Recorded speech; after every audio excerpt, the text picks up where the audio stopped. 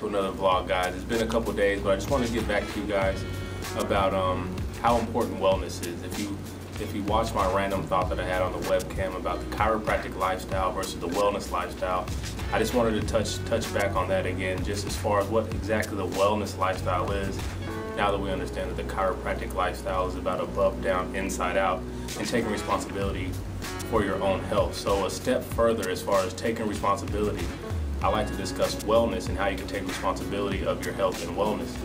So the major three components to me of wellness would be the nutrition aspect, your social aspect or psychological aspect, if you will, and then your physical aspect as far as your activities and your activeness. So first I want to start off with the social aspect, for the simple fact that it's one of the easiest, I feel, and it's about psychology and things like that. So when you take responsibility for the social aspect of wellness, that's about you clearing your mind, as far as you clearing your mind space, having somebody there that you could be held accountable, you could hold accountable. So that way you're taking responsibility for yourself, but you're also being held accountable for the tasks that you put forth, or the tasks that you wish to accomplish, if you will, as far as writing down goals versus just having these ideas. When you write down your goals, you actually have something to work towards. And when you're working towards those goals, you can check them off. And you can have small victories, and you can have a big goal, but make sure that you have small steps to that goal so you can celebrate every step, so that way you know you're accomplishing something. So make sure that you clear your mind, you have somebody to hold you accountable, that you're not holding on to things for too long, because like I said, it's social because you're talking to somebody about things, but it's psychological also, because when we hold on to things, it also causes these blockages or subluxations, which is interference with the nervous system and things like that. And it's easy, you're just not able to think straight. So the psychological aspect is very important.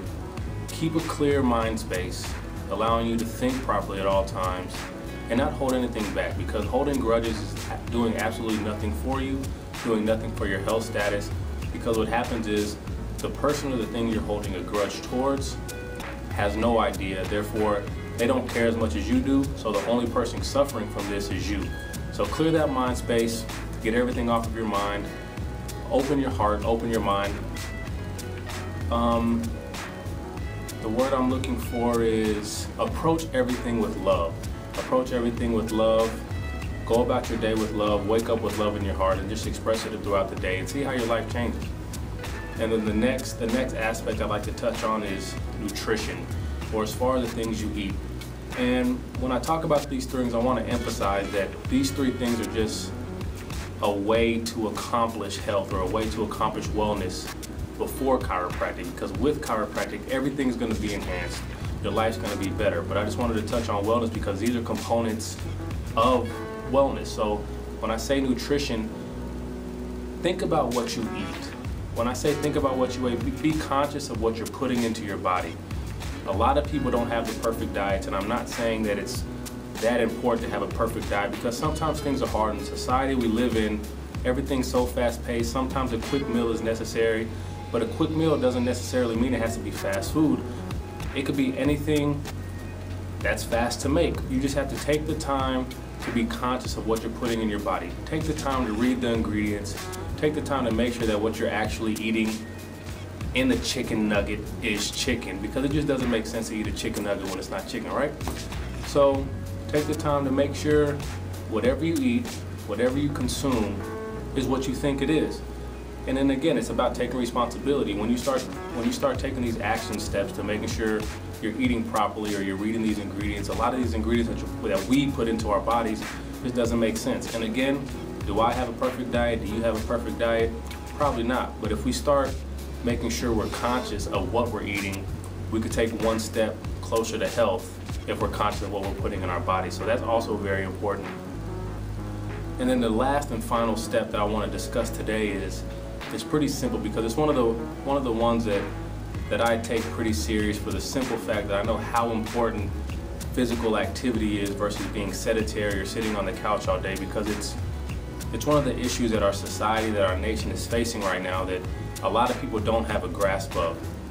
Because I think that a lot of people don't take responsibility, so they try to approach health with these three steps, but they don't try to put them together.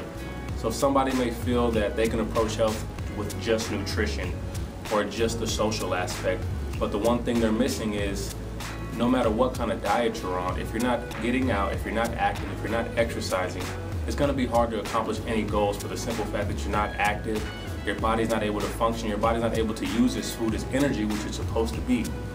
So when I say be active, I don't mean you have to go out and run marathons or you have to go out and run for hours. I mean 30 minutes to an hour a day.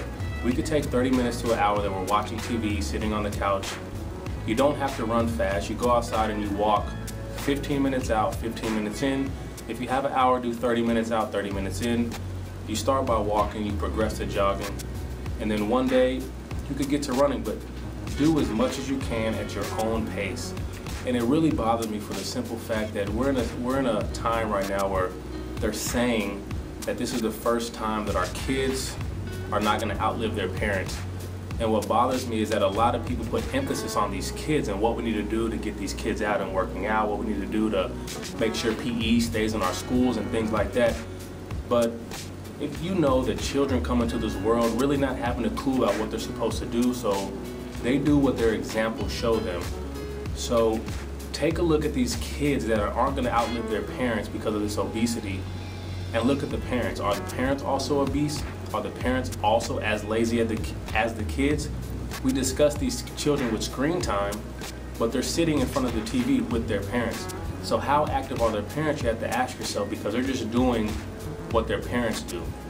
And one of the things I want to leave you with is this childhood obesity is, they're talking about it's a disease or it's hereditary now or it runs in the family. But I want to leave you with something right now, that the problem isn't obesity running in the family. The problem is nobody runs in the family. So think about it. And again, I just wanted to touch on those three things: social or psychological, the nutrition aspect, and then the physical aspect of wellness. So you guys get out there, move around, be conscious of what you eat, and clear your mind. Approach everything with love. And again, I want to leave you guys with this. You never know how far-reaching something you think, say, or do today could reach the lives of millions tomorrow. Thank you.